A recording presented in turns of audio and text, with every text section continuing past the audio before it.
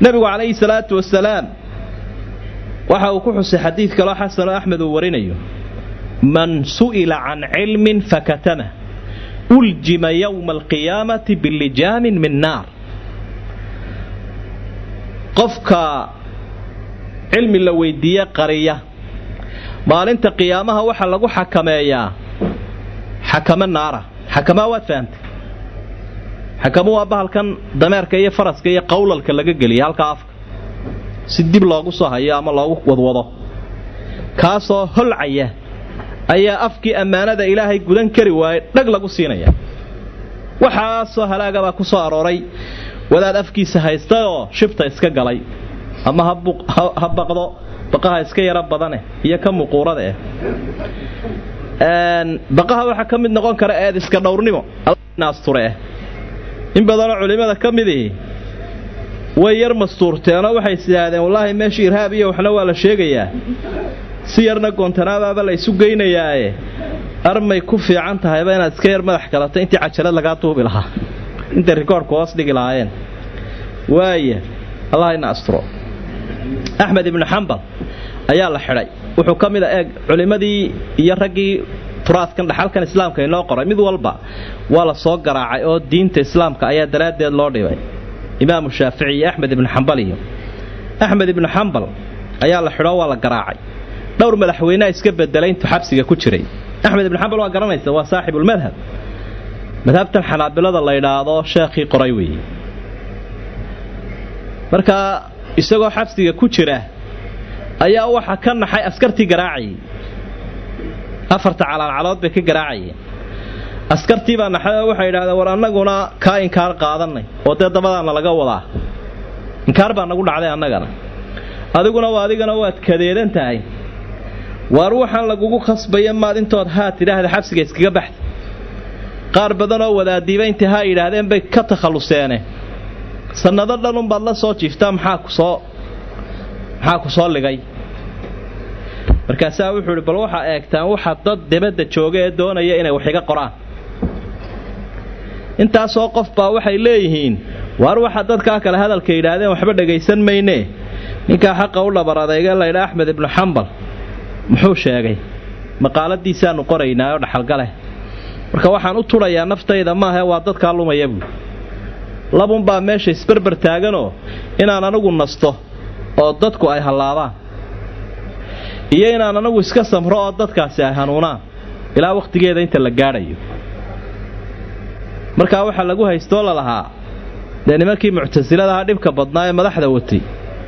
waxa lagu qasbay quraanku waa makhluuq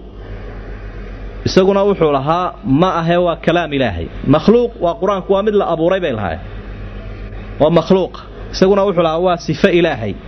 ee makhluuq ma aha sidiisaana sax ahayd sidii buu ku adkaystay intii maamuladii oo dham iska bedelay markii uu dhameysay aakhirkii la soo daa almuhim sidaasuu nabigu leeyahay calayhi salaatu wasalaam waa man su'ila an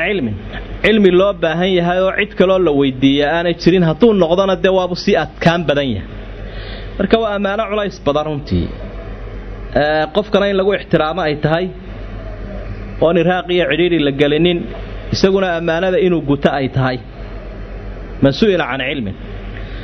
waa kuwa culimadu yiraahdo qaacida usuuliyo jirta wujubul bayani waqt al haaja marka cilmiga loo baahan yahay waa inuu qofku cadeeyo waqtiga baahi jirto sidaasi weeye oo mas'uuliyadan dacwadda iyo diinta faafinteeda in diinta ilaahay ay dadka gaadho si ha qablaana meel walba laga gaarsiiyo mass media iyo warbaahinta laga gaarsiiyo shaarica laga gaarsiiyo masaajidka laga gaarsiiyo Umar ibn Abdul Aziz ayaa wuxuu lahaa war cilmigu yuu noqonin mid qarsooma ee cilmiga banaanka dadka ugu soo saara cilmiga banaanka ugu soo saara buu lahaa waxyaabaha ilaahay inagu caawilay waxa kamid ah cilmigeena furan xalqada lagu akhriyo masaajidka iyo shaarica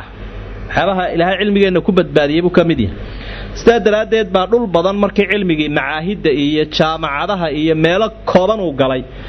oo uu ka baxay banaankii iyo masaajidkii laga koobay dad badan baa cilmigii waayayba cilmigii dad badan waayeen marba booqasho waxa ku tagay jaamicul Azhar ama jaamacadda Azhar waxa aan islahaade waxa lagu akhriyaa mala xalqado badan oo ugu yaraan sida kuwii noo kala maba jiraanba jaamicul ashar oo culimada in fara badan oo kamid ay ka soo baxeen xalqad cilmiga laguma hayo oo laguma akhriyo sidaa daraadeed baa markii jumcadii la tukaday khatiibkii sheekh al-asarki uu ka soo daadagay khudbadii salaadii uu tukay salaada kadib ayaa dadkii oo dhami ku soo urureen markaasay maca dumarkiina masaajidkii iska soo dhex galeen raggii baahi diineed baa hayso diintiiba u haraadan bal inuu ninkan sheekhani bal inuu wax wacdiyaabay isleeyihin oo wacdigii ay waayeen meelaha kale laga xidhay ayay leeyeen bal maanta waa jumcee sheekhu bal inuu wuxuun sheego kelmadii yarayda uu sheegayay dumarku iyagoo raggaba iska eegin ayay sheekha uun eegayeen ay dhageysanayeen marka waxaan dareemay meeshii inay baahi cilmi iyo baahi diineed taalo oo dadka ay ka qabeeli laayihiin waaye taasi waa taawiye oo had iyo jeer aqoonta ehelkeeda ayaa waajibkan si dheeraada uu sii saaran yahay qodobkaasi waxa weey xukmu